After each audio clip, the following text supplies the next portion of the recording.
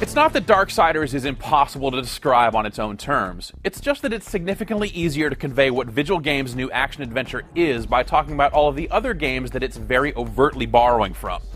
While you'll certainly see elements of games like Portal and Panzer Dragoon in there, and the combat system feels very post-God of War, the most direct comparison is The Legend of Zelda. Darksiders creates a fresh, apocalyptic world where angels and demons are engaged in open conflict all over what used to be modern-day Earth, and then it sends you on an adventure that is structured very much like a game in Nintendo's popular action-adventure franchise.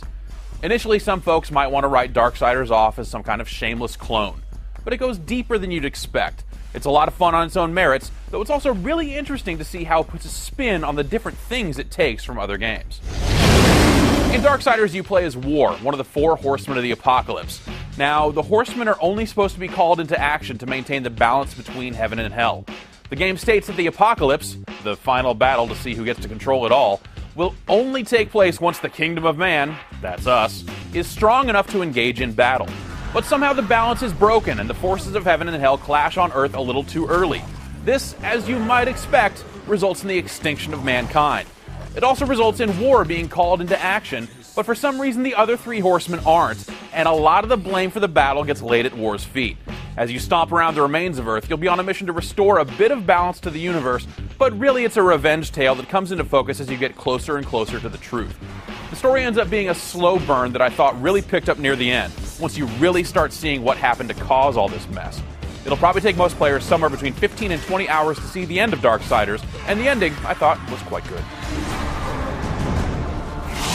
Okay, so the game isn't about saving some princess. All of the comparisons to The Legend of Zelda come in the way that the game is laid out, the items you're given, and to some extent, the way it handles. In some spots, it feels like Vigil carved out a space for its own ideas. In others, it feels like the developers sat down and said, what would be the edgy and dark version of this Zelda thing? Take your life meter, for example. Instead of heart containers, you're finding skulls! You'll find pieces of a skull that when you get 4 of them fuse together to add another skull to your life meter. The game quickly sets you up on a path to go from overworld areas to spots that more closely resemble the temples from the Zelda series. Here, the game switches from its combo-heavy combat to more puzzle-oriented gameplay. The puzzles usually tie into the items you collect, and one of the first items you acquire is essentially the boomerang from The Legend of Zelda. You can use it to stun enemies, but you can also use it to strike specific targets in a specific order. So if you want to light a faraway torch, you can target an existing fire source, then the torch you want to light. Also, there are bomb plants, some of which need to be lit in this way. Yep, bomb plants.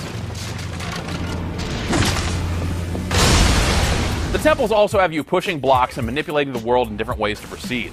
All of this builds up to a boss fight that, again, feels like something Link would do. The bosses adhere to the rule of 3, and you'll almost always use the item you acquired in that area to take on the boss. Other items include the Abyssal Chain, which is really just a fancy way of saying hook shot, a portal gun that, much like the game Portal, lets you hop from one spot to the next, a horse that makes getting around the world a bit faster, and so on. One bit of reverent Zelda homage I could have done without, though, is a late-game quest that forces you to backtrack through most of the world to collect pieces of an item that you'll need before you can face the final confrontation. There are also some other late-game things that more directly reference things from the Zelda franchise, but I'll let you see that on your own time. Darksiders has a great thick look to it. War himself looks super tough, something you probably expect from one of the 4 horsemen. The environments maybe aren't dirty enough considering the whole post-apocalyptic setting, but there's a great variety to the areas that makes each new section of the game worth seeing. There are a lot of things in Darksiders that are worth seeing, in fact. While it's a bit bumpy in spots and the 360 version of the game suffers from some significant screen tearing issues, there are plenty of high-quality moments in the game. Is it derivative? Absolutely. It's totally shameless. But you know what? It's also done so well that this isn't really a bad thing.